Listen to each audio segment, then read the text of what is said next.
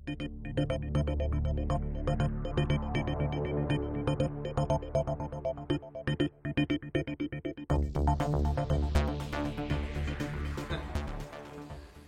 by som možno povedať pár slov o tom, kde sa momentálne nachádzame v tejto oblasti v našej spoločnosti. Každá firma sa chtiac nechtiac počase dostane do štádia, kedy je nevyhnutné urobiť nejaký refresh, nejakú zmenu a nejaké zintenzívnenie toho, čo tak troška možno zapadlo prachom alebo príliš hlboko sa vrilo do koľají rutiny. A my nie sme žiadnou výnimkou.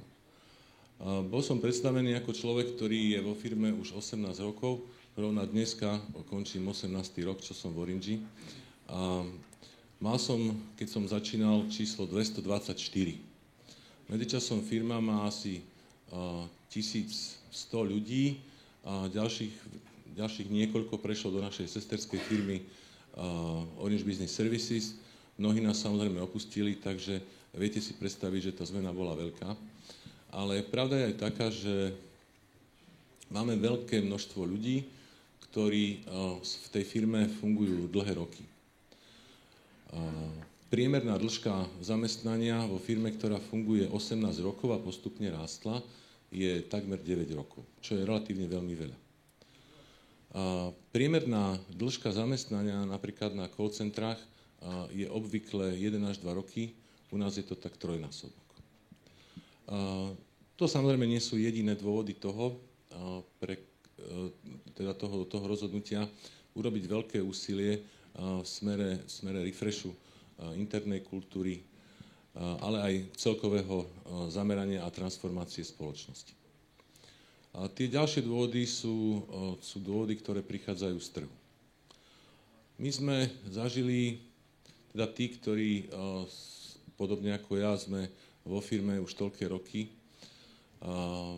veľké obdobie mimoriadne hrdinské, keď mobilná telekomunikácia bola absolútnym fenoménom, rastli sme dvojcifernými percentuálnymi tempami a mali sme rok, kedy sme takmer zdvojnásobili predchádzajúcu databázu našich klientov a tak ďalej a tak ďalej. Všetko sa to dlho zdalo ako prechádzka rozjasanou Moskvou, len potom prišlo zo pár vplyvov, ktoré tú rozprávočku tak troška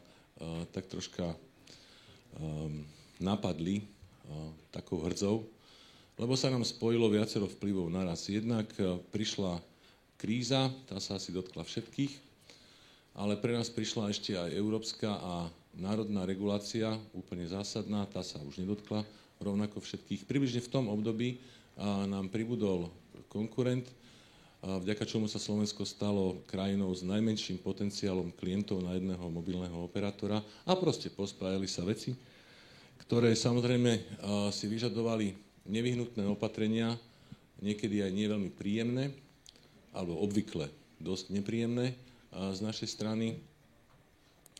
Boli to veci, ktorým sme jednoducho pod tlakom okolností museli dať prioritu, nezávisle od toho, či sa nám to páčilo alebo nepáčilo. Ale ako čas plynul, tak sa ukázalo, lebo my si meriame mieru angažovanosti veľmi detailne, že zďaleka nie je taká, ako by sme chceli. A keď sa nám ukázalo druhý raz za sebou, že nám klesá, tak sme si uvedomili, dúfame, že nie neskoro, že je treba niečo úplne zásadné urobiť a urobiť inak, než ako sme boli zvyknutí dovtedy. A tak sme začali s veľkým projektom transformácie spoločnosti, ktorý má dva také základné piliere. Jeden je externý, lebo tá firma neexistuje sama kvôli sebe.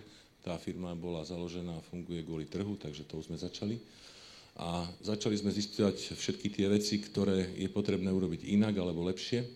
A keď inak, tak ako lepšie.